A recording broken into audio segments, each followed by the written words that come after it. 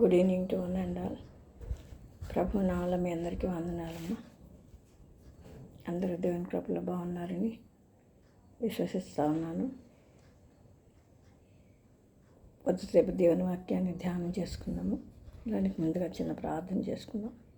ప్రభా ప్రేంగల తండ్రి, మా నాయన మీకు వందనాలు, స్తోత్రాలు. ఈ సాయంకాల సమయంలో మీరు మాతో మాట్లాడుతూ రండి. చూచున్న దేవుడు, మాట్లాడే దేవుడు, వినుచున్న దేవుడు, ఆలకించుచున్న దేవుడు. ప్రభా మా పక్షంగా గొప్ప కార్యం జరిగించే దేవుడు అన్నా మీ స్తుతిస్తూ ఉన్నాం. మీరే మీ జీవాహారాన్ని మాకు విడిచి వడ్డించి పంచిపెట్టమని, మాకు ఆత్మీయ ఆకలిని చల్లార్చమని, తృప్తిపరచమని మమ్మల్ని యేసయ్య పరిశుద్ధ నామములో స్తుతించి ప్రార్థించి వేడుకుంటున్నాం తండ్రి. ఆమేన్. ఏదైనా మనం Timothy second book of Timothy అంటే రెండవ తిమోతి గ్రంథము, ఆ యొక్క రెండవ తిమోతి గ్రంథంలో 2వ అధ్యాయంలో నుండి 19వ వచనం తీసుకొని ధ్యానం చేద్దాము.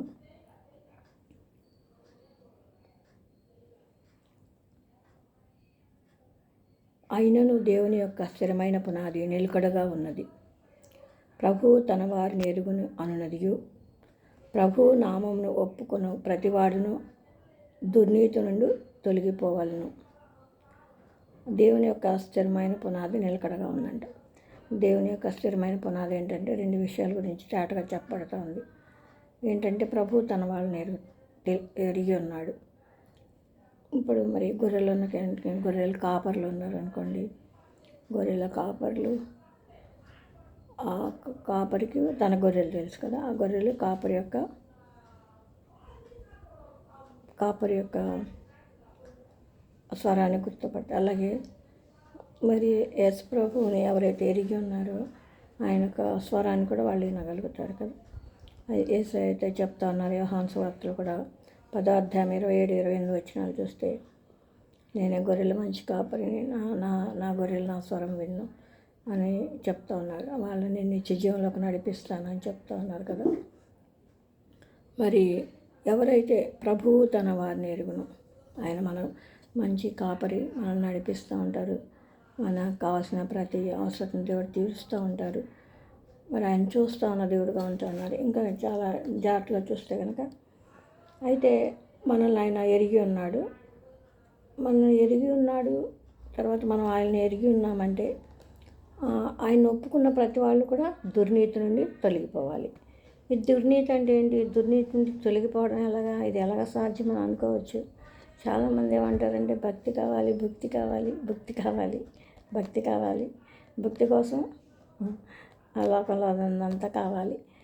అది కుదరని పరమ్మ. ఎందుకంటారా? దేవుడు మనకి కాపరిగా ఉన్నప్పుడు మనం చేసే పని దేవుడు ఆస్వాదిస్తాడు. చేసే పని న్యాయబద్ధంగా చేయాలి. అయితే ఎవరైతే తన వ్యాపారాల్లో అన్యాయం ఉంటుందో, అక్రమం ఉంటుందో, వారికి ఆశీర్వాదం తాత్కాలికంగా వచ్చినట్లే కనిపిస్తుంది. కానీ దేవుడు క్యాలిక్యులేషన్ ఉంటుంది. దేవుని దగ్గర తూకం ఉంటుంది అన్నమాట. ఆ తూకం పెట్టి చూస్తారు. అదొక మీటర్ అన్నమాట. న్యాయబద్ధంగా నీకు వచ్చిందే నీ దగ్గర నిలుస్తుంది. అన్యాయంగా ఏదైతే సంపాదించినారో అది మొత్తం కూడా ఎలా ఖర్చు అయితే కూడా తెలియదు. నిజంగా ఉదాహరణకి రెవెన్యూ డిపార్ట్మెంట్లో ఎంప్లాయీస్ అనుకోండి, ఎలా ఉంటుంది? చాలా ఒక డిపార్ట్మెంట్ అని కదండి, అక్కడ చూసిన లంచగొండితనం పెరిగిపోయింది. మరి ఎవరైతే దేవుని నామాన్ని ఒప్పుకుంటారో వాళ్ళు లంచాలు ఇచ్చిపెట్టేసేయాలి కదా. మీరు దీనికి ఎగ్జాంపుల్ చెప్తాను. ప్రభువుని యాక్సెప్ట్ చేసిన వాళ్ళు ఎలాగ దుర్నీతి నుండి తొలగిపోయారు, ఎలాగ వాళ్ళ హృదయాలకు నెమ్మది వచ్చిందని చూస్తే చాలా ఆశ్చర్యంగా అనిపిస్తుంది. బిబ్లికల్గా మన బైబిల్లో చూస్తే కనుక లోకాసు వార్త 19వ అధ్యాయానికి వెళ్తే అక్కడ మరి ఎరికో పట్టణానికి ప్రభువారు మరి అక్కడ వెళ్ళి సువార్త చెప్తా ఉన్న టైంలో మరి ఈ యొక్క ట్యాక్స్ కలెక్టర్ ఒక ఆయన ఉంటారు. అంటే ఈ సుంకం కట్టించుకోవడం అంటాం, ట్యాక్సెస్ కట్టించుకున్న ఆయన వాళ్ళ ఊరిలోంచి వెళ్తూ ఉన్నారు. అక్కడ యేసుప్రభు వారు వచ్చారని తెలిసి ఆయన చూడాలని చెప్పి చాలా ఆశపడి ఉంటారన్నమాట. ఎందుకు ఆయన చూడాలనుకున్నారంటే యేసుప్రభు వారి గురించి, ఆయన మహత్యం గురించి, ఆయన ఎలాంటి కార్యాలు చేస్తున్నారు, ఆయన దైవ కుమారుడని, మరి ఎలాంటి మహత్యాలు చేస్తున్నారు, దేవుడి కుమారుడని, దేవుడని గుర్తెరిగి ఆయన కూడా మరి పబ్లిసిటీ వచ్చేస్తుంది కదా గొప్పవారు అయినప్పుడు. ఆయన దేవుడు ఏకంగా అనేక జనాలు గుంపు కొడుతూ ఉన్నారు. మరి అనేక అద్భుత కార్యాలు ఏంట్రా గుడ్డివారికి మరి కళ్ళు వచ్చేస్తున్నాయి, కాళ్ళు లేని వాళ్ళు కాళ్ళు వచ్చేస్తున్నాయి, చెవిటి వారికి వినిపిస్తున్నాయి, దయ్యాలు పట్టిన వాళ్ళు దయ్యాల నుంచి విడిపింపబడుతూ ఉన్నారు. అసలు what a wonderful man of God అని చెప్పి ఆయన చాలా ఆశ్చర్యపోయి విని ఉంటాడు. ఒక న్యూస్ ఒక చోట నుంచి ఒక చోట వైరల్ అవ్వడానికి అసలు ఎంతో టైం పట్టదండి. ఈ రోజుల్లో ఇంటర్నెట్ వచ్చింది, కానీ ఆ రోజుల్లో ఇంటర్నెట్ ఏమని బీయింగ్సే ఒక నోట్లో ఒక మాట పడితే మొత్తం వెళ్ళిపోతుంది కదా. ఎలాగైనా కానీ మన యొక్క జక్కయ్య ఆయన పేరు, ఆ జక్కయ్య ఆయన ట్యాక్స్ కలెక్టర్ ఉన్నారు. ఈయనకి తెలిసింది ఈయన ఆ దారి గుండా యేసుప్రభు వారు వస్తున్నారు, చాలా ఆత్రంగా ఉంది యేసుప్రభుని చూడాలని, ఎలాగైనా చూడాలనుకొని ఆయన కూడా ఎదురు చూస్తూ ఉన్నారు. అయితే ఆయనకు ఒక హార్డీలో వచ్చింది ఏంటంటే ఆయన చాలా పొట్టిగా ఉన్నాడు, వెరీ షార్ట్ పర్సన్ అనమాట. అమ్మో ఇంత అందరు గుంపు కూడిపోతే అంత పొట్టిగా ఉన్న వ్యక్తి యేసుప్రభుని చూడలేరు.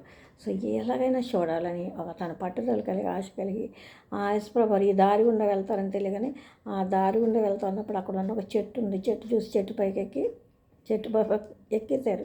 ఆ జక్కయ్య గారి చెట్టు పైకి ఎక్కి చూస్తూ ఉన్నారు, ప్రభువారు వస్తారు అని చెప్పేసి ఆయన ఆత్రంగా చెట్టు పైకి ఎక్కి కిందకి తొంగి చూస్తూ ఉన్నారు. కానీ జనసమూహంతో పాటు ఆయన వస్తా చెట్టు కిందకి రాగానే యేసుప్రభు వారికి ఆయన సర్వజ్ఞాని, ఆయన సర్వజ్ఞాని, అందరి మీద అధికారం కలిగిన వ్యక్తి, అందరినీ మనసులు ఎరిగిన వ్యక్తి. ఎప్పుడైతే జక్కయ్య హృదయంలో ఆశ ఉన్నదో, ఎప్పుడైతే చెట్టు కిందకి యేసుప్రభు వారు వచ్చారో, జక్కయ్య నువ్వు దిగిరా అని చెప్పి పేరు పెట్టి పిలిచారు. చాలా ఒంటరి ఉంటారు కదా జక్కయ్య.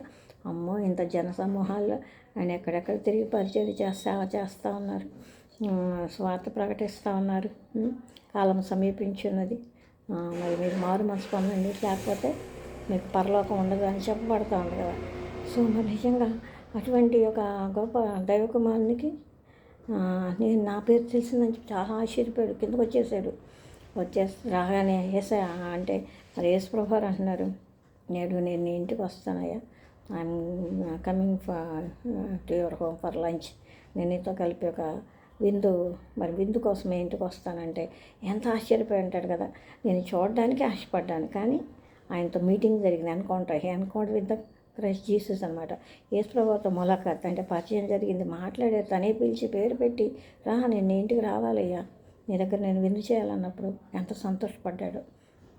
అయితే ఆయన ఇంటికి వెళ్తూ ఉంటప్పుడు మిగతా వాళ్ళందరూ అనుకుంటారు పెద్ద వేస్ట్ ఫెలోరా, ఎంత లంచాలు తీసుకున్నాడు, మనల్ని ఎంత హింసించాడు, మన వడ్డీలకి ఇచ్చి మన దగ్గర ఎంత వడ్డీ వ్యాపారం చేశాడు, దుర్మార్గుడు, ఈ పాప ఇంటికి యేసుప్రభు వారు వెళ్తున్నారని చెప్పి వెనక సనుక్కున్నారంట. పాపం మన జక్కయ్య గారికి ఎక్కడ వినపడిందో మరి తెలియదు, వెనక ముందే తెలియదు. యేసుప్రభుతో ఆయన వచ్చి నేను ఇంటికి రావాల్సి ఉన్నది జక్కయ్య అన్నప్పుడు హృదయం కదిలిపోయింది. వెంటనే యేసుప్రభు వారి ప్రేమతో చెల్లించిపోయి యేసుప్రభు వారిని యాక్సెప్ట్ చేయగానే తన హృదయంలో మార్పు వచ్చేసింది. అప్పుడు వెంటనే దేవునితో ఒప్పుకుంటా ఉన్నాడు. ఏమనంటే, అయ్యా నేను ఎవరి దగ్గర అయితే ఎంత అన్యాయంగా తీసుకున్నాను దానికి 4 అంతలు చెల్లిస్తాను యేసయ్య. Really but an amazing change కదా. నేను చెల్లించేస్తానయ్యా, నేను ఎవరి దగ్గర అన్యాయంగా పుచ్చుకున్నాను అదంతా 4 అంతలు ఇస్తాను యేసయ్య. అదంతా ఇవ్వడం కాదు, ఎవరి దగ్గర ఏం తీసుకున్నానో అదంతా ఇవ్వడం కాదు, దానికి రెట్టింపు ఇవ్వడం కూడా కాదు, 4 అంతలు ఇస్తానని చెప్పి తను కన్ఫెస్ చేశాడు. తన సిన్ ఏమైందో కన్ఫెస్ చేశాడు. దాన్ని ఎలాగా ఆ రెమెడీ ఏంటో కూడా, అంటే దాన్ని ఎలా నుంచి విడుదల పొందుతానని కూడా యేసుప్రభు దగ్గర ఒప్పుకున్నాడు అనమాట. ఆయన అలా మాట్లాడుతుంటే యేసుప్రభు తన గురించి ఒక మాట చెప్తారు, జక్కయ్య గురించి ఏమని చెప్తాడంటే, ఈయన అబ్రహాం కుమారుడే అని చెప్తాడంటే యథార్థంగా నిజంగా తన నిజస్థితిని మరి యేసుప్రభుని కలవగానే తను ఒప్పుకున్నాడు. మరి ఆ దుర్నీతి నుండి తొలగిపోవాలి. ఇక్కడ చెప్పబడతా ఉన్న వాక్యం ఏంటి, ప్రభువు నామమును ఒప్పుకుని ప్రతివాడును దుర్నీతి నుండి తొలగిపోవాలి. తను ఆ దుర్నీతిలో మరి వడ్డీ వ్యాపారానికి అంటే తన దగ్గర ఉన్న ద్రవ్యాన్ని వడ్డీకి ఇస్తూ ఉన్నాడు, లంచం తీసుకుంటా ఉన్నాడు, ఏమేమి దుర్నీతి తనలో ఉందో యేసుప్రభుని అన్కంట్రోల్తో తనలో ఉన్న దుర్నీతి అనేది దేవుడు తెలియపరచబడినప్పుడు వాటి నుండి తొలగిపోవాలన్నటువంటి ఆత్మ తనకు వచ్చేసింది, ఆ యొక్క నిశ్చయత వచ్చేసింది, ఆ యొక్క ఆలోచన వచ్చేసింది అనమాట. నిజంగా ఆయన నామంను ఒప్పుకోవడంతో ఆలోచన వచ్చేసింది. వెంటనే ఇమ్మీడియట్గా అమలుపరిచాడు. మరి ప్రభువారు తన గురించి సాక్ష్యం ఇచ్చారు జక్కయ్య గురించి ఏమంటే, ఇతను నా అబ్రహాము కుమారుడే. మరి అబ్రహాము ఒక స్టోరీ మనకు తెలిసిందే కదా. అబ్రహాము విశ్వాసాలకు తండ్రి గద్దే వచ్చేసాడు. మరి అబ్రహాం గురించి చెప్పాలంటే దేవాదేవుడు అంటాడు అబ్రహాం గురించి, నా స్నేహితుడైన అబ్రహాముకి ఈ సంగతి దాచేదనా అని. నిజంగా నాకు అనిపిస్తుందండి. నేను డిగ్రీ బీఎస్సీ ఫస్ట్ ఇయర్ చదువుతాను రోజుల్లో నేను జాషువా డానియల్ గారి జీవిత చరిత్ర చదివాను. నాకు బుక్ రీడింగ్ చాలా హాబీ ఇప్పటికీ. నాకు బుక్ అనొచ్చు. నా నా అకాడమిక్ బుక్సే కాకుండా నాకు చదువుకోవాలని చాలా కోరిక ఉంటుంది. దానికి ఒక ఏజ్తో కూడా పని లేదు నిజంగా డిజైర్కి. నేను మ్యారేజ్ కాకముందు పీజీ చేశాను అంతే. ఎంఎస్సీ టెక్ చేస్తుంటాను అంతే. మా మ్యారేజ్ అయిన తర్వాత ఇంకా చదువుకుంటాను వచ్చాను. ఎంఫిల్ చేశాను, బీఎడ్ చేశాను, పిహెచ్డి చేశాను, ఎంబీఏ హెచ్ఆర్ఎం చేశాను. ఎంఏ ఇంగ్లీష్ షిఫ్ట్లో పడతాం అంటే మా బాబు ఒప్పుకోవాలి. తర్వాత మా బాబుతో కూడా ఎంబీబీఎస్ చదవాలన్నమాట. అసలు ఇంట్లో వాళ్ళు యాక్సెప్ట్ చేయనమాట. అంటే నాకు అర్థమైంది కొన్ని లిమిటేషన్స్ ఉంటాయని చెప్పి, కొన్నిటిని మనం యాక్సెప్ట్ చేయాలి. నిజంగా మరి మనకెంతో ఆశ ఉంటుంది, ఎన్నో ఆశలు ఉంటాయి కదా. ఎంతో జ్ఞానం సంపాదించుకోవాలని ఈ లోపల అనుకుంటాము. ఎంత జ్ఞానం సంపాదించినా మరి ఎంత ఆశపడినా దేవుని ఉద్దేశాలు గొప్పవి అనమాట కదా. దేవుని ఉద్దేశాలు మన పట్ల ఉన్నవి గొప్పవి. మరి జక్కయ్య పట్ల ఎప్పుడో దేవుని ఉద్దేశం ఉన్నది కదా. మరి నేను ఆ జాషువా డానియల్ గారి చరిత్ర చదువుతున్నప్పుడు బీఎస్సీ ఫస్ట్ ఇయర్లో ఉన్నప్పుడు దైవజనంతో దేవుడు ఏం వరం ఇచ్చాడంటే, నువ్వు ఉపవాసం ఉండి ప్రార్థిస్తే నువ్వు ఏ రోగి మీద చేతులుండి ప్రార్థన చేస్తే అతను స్వస్థపరుస్తాను అని చెప్పి. ఒకరోజు ఎక్కడికి వేరే చోటుకు వెళ్ళేసింది. ఆ రోజు దేవుడు ఉపవాసం ఉన్నాడు కానీ ఆకలి కొండలేక దైవజనుడు ఏమి తింటాడు, మర్చిపోయి తింటారు, ఆకలికి తట్టుకోలేదు. కానీ ఆయన పరిచర్యకి వెళ్ళినప్పుడు ఒక అతను రోగి అయి ఉంటాడు. దేవుడు ఇచ్చిన వాగ్దానం మర్చిపోతాడు. అతని ప్రార్థన చేస్తే దేవుడు ఇచ్చిన వాగ్దానం ప్రకారం అతని స్వస్థత రాదు, ఎందుకంటే ఈయన ఉపవసించలేదు కదా. మరి ఏదైనా కానీ అసలు అలాగా ఎంత స్నేహం అంటే దేవుడు ప్రతిదీ బయలుపరుస్తా, ప్రతిదీ చెప్తా ఉన్నప్పుడు నేను అప్పుడు నాకు ఒక 17 to 18 years ఉంటాయి అంతే, టీనేజెస్ అన్నమాట. ఆ దైవజన్ యొక్క దేవుడు తనతో ఒక వ్యక్తితో ఉన్నటువంటి అనుబంధాన్ని చూసి, ఒక మనిషితో మాట్లాడినట్టుగా దేవుడు దైవజన్తో మాట్లాడడం చూసి ఆయన జీవిత చరిత్ర కన్నీరు ఏరులైపోయింది నాకైతే. దేవా నీ స్నేహం నాకు కావాలని చెప్పి నేను అప్పటి నుంచి నేను ఆశపడి దేవుడిని ప్రేమించడం నేర్చుకున్నాను. దేవుడు నన్ను ప్రేమించాడు మొదటిగా. అటు రీతిగానే మరి నేను తర్వాత కూడా పీజీ చదివేటప్పుడు ఒక చౌదరీస్ కుటుంబంలో నుంచి వచ్చిన ఒక ఆంటీ జయలక్ష్మి గారు ప్రభువు నమ్ముకున్నారు.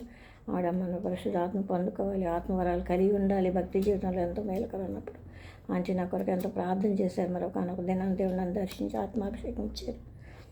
మరి అలాగే కృపావరాలు పొందుకోవటం జరిగింది. చాలాసార్లు చాలా విషయాలు దేవుడు బయలుపరుస్తూ ఉంటాడు. నేను చాలా దేవుని స్పిరిట్ని లిమిట్ చేయడానికి వస్తాను, ఎందుకంటే ఇవి చెప్తే మనుషులు నమ్ముతారో లేదో, మనుషులకు ఆ విశ్వాసం ఉండదు అంటే నేను చాలాసార్లు చెప్పడానికి ఇష్టపడొద్దాను కదా. దేవుడు చెప్తున్నా వినేదా, ప్రార్థన కూర్చుంటే దేవుడు అనేక విషయాలు చెప్పడానికి బయలుపరుస్తూ ఉంటాడు. ఒక్కోసారి దేవుని దగ్గరికి వెళ్ళడానికి కూడా భయపడేదాన్ని అనమాట. వాళ్ళకి చెప్పి వీళ్ళకి చెప్పంటే ప్రభు వాళ్ళు నిన్ను అడగను, ఏమని చెప్పను ప్రభు అని. అప్పటికి కొన్నిసార్లు బయలుపరిచేదాన్ని, నన్ను ఏమన్నా అనుకొని కొన్ని అస్సలు నోరే విప్పేదాన్ని కాదు. నిజంగా దేవుడు ఎంత గొప్పవాడండి. నరులు మాట్లాడినట్టు నోటి మాట చేత ఆకాశం కలుగును కాకంటే కలిగింది, దాని వైశాల్యం మనకు తెలియదు. భూమి కలుగును కాకంటే కలిగింది, దానికి మ్యాగ్నెటిక్ పవర్ అంటే మనకు తెలియదు. Really God is great, almighty God. ఎంత గొప్ప దేవుణ్ణి నాకు తండ్రిగా, నా స్నేహితుడు, నా ప్రియుని కలిగి ఉంటాను. నాకు ఇచ్చిన భాగ్యాన్ని బట్టి స్తుతిస్తూ ఉన్నాను. మనం ఇక్కడ చూస్తూ ఉంటే అబ్రహాం కుమారుడు, ఇతను కూడా అబ్రహాం కుమారుడు.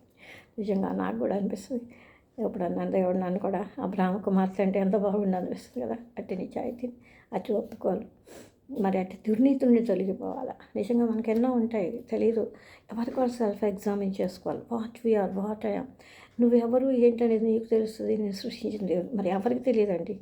Even though wife and husband ఉన్న వైఫ్ గురించి, హస్బెండ్ గురించి వైఫ్ తెలియదు. పేరెంట్స్ ఉన్నా కూడా పేరెంట్స్కి కొంతవరకే తెలుస్తుంది పిల్లల గురించి, పిల్లలకి పేరెంట్స్ గురించి. సో నిజంగా నువ్వు ఏంటి అనేది నీకే తెలుసు, తర్వాత నీ గురించి దేవునికే తెలుసు. కాబట్టి then you're encountering with God. దేవునితో ఎన్కౌంటర్ అవుతూ ఉన్నప్పుడు, దేవునితో మాట్లాడుతూ ఉన్నప్పుడు నీ హృదయంలో ఆ చేంజ్ అనేది వచ్చేస్తుంది. అంటే నువ్వు దేవుని యాక్సెప్ట్ చేస్తున్నావు, నాకు సింబల్ అన్నమాట. దుర్నీతి నుండి తొలగిపోవాలి. చాలామంది విషయంలో ఏం జరుగుతూ ఉండేది, దుర్నీతిని తొలగిపోవట్ల. కాబట్టి చాలామంది మరి వేషధారణతో జీవించేటువంటి పరిస్థితులు చాలా ఉన్నాయి. దాన్ని బట్టి వారికి ఆశీర్వాదం లేదు, ఎవరికి ఆశీర్వాదం లేదు. మనం దేవుని బిడ్డలు అవడాన్ని బట్టి మన దేవుడు ఆశ్రయిస్తాడు, మన ద్వారా అనేకులు ఆశ్రదింపబడతాడు.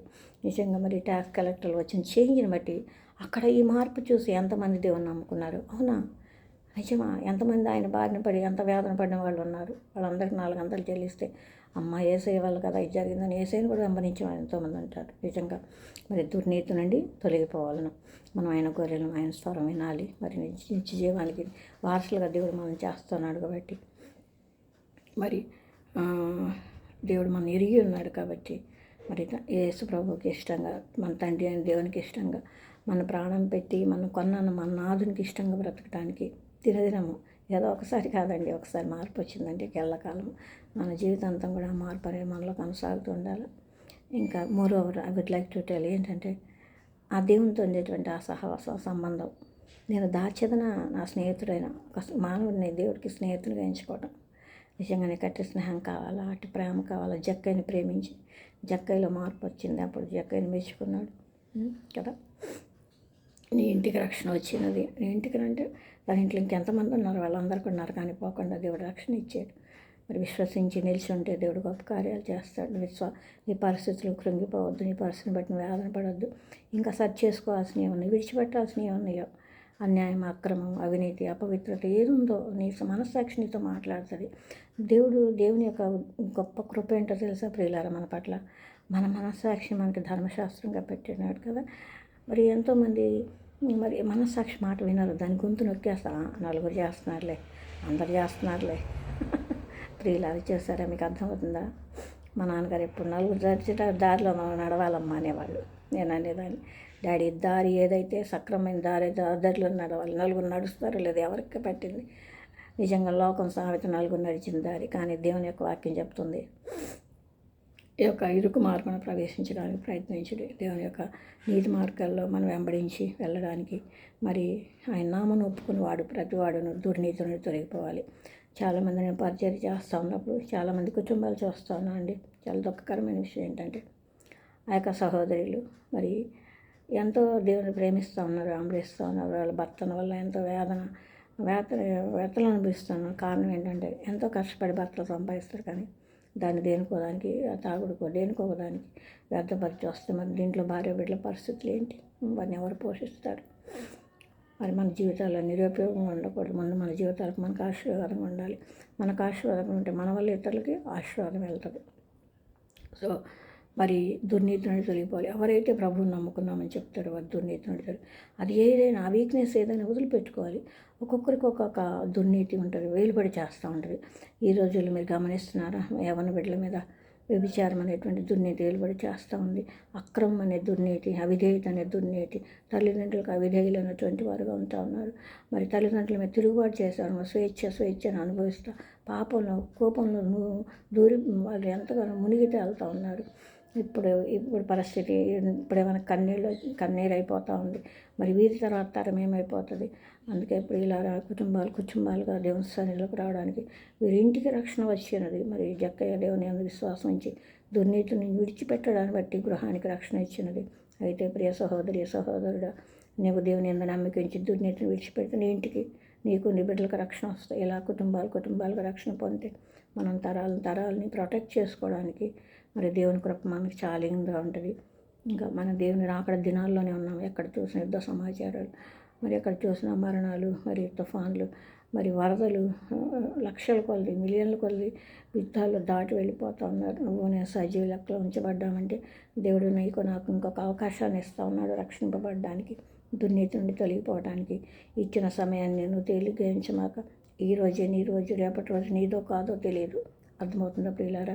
మరి తీర్మానం చేసుకొని దేవుని నమ్మిక ఉంచి దేవుని మీద ఆధారపడి దుర్నీతి నుండి తొలగిపోయి నిత్య దేవుని యందు విశ్వాసం ఉంచి నీ పాపాన్ని ఒప్పుకొని విడిచిపెట్టి దేవునిగా మరి నేను రక్షకుడుగా నువ్వు హృదయంలో స్వీకరిస్తే ఆయన తన కుమారునిగా నిన్ను అంగీకరిస్తాడు. యోహాను సువార్త 1:12 చెప్పండి. మరి ఆయన నామాన్ని ఒప్పుకుంటే కనుక ఆయన పిల్లలు అవ్వటానికి దేవుడు అధికారం ఇచ్చాడు మనకి. సో దేవుడు ఇచ్చిన అధికారాన్ని దేవుని బిడ్డలు అంటే ఆయన చాలామంది ఎగతాళిగా మాట్లాడతారు. దేవుడు ఇచ్చిన ప్రొవిజన్ అది. ఆయన నామాన్ని ఒప్పుకొని మన హృదయంలో చేర్చుకొని మన పాపాన్ని విడిచిపెడితే మరి దేవుని తన బిడ్డలయ్యే అధికారం ఇచ్చాడు. సో నిజంగా ఆయన మనల్ని దత్తత తీసుకున్నాడు. సర్వ సృష్టికి పుత్రులుగా ఉంటే ఎంత భాగ్యం కదండి. సో నేను వచ్చేవారి దేవునికి బిడ్డలవడానికి మీ హృదయాలను స్థిరపరచుకోండి. ఆ స్థిరమైన నిర్ణయాల్లో కొనసాగి ఆ యొక్క మరి ఆ నెమ్మదిని, ఆ శాంతిని అనుభవించడానికి మీరు మీ హృదయాల్ని దేవునికి చెప్పుకోండి. ఇంతటి వర్తమానాన్ని ముగిస్తా ఉన్నాం. ప్రభు చిత్తం అయితే మరొకసారి కలుసుకుందాం. అందరికీ వందనాలమ్మా. Thank you so much. My God bless you.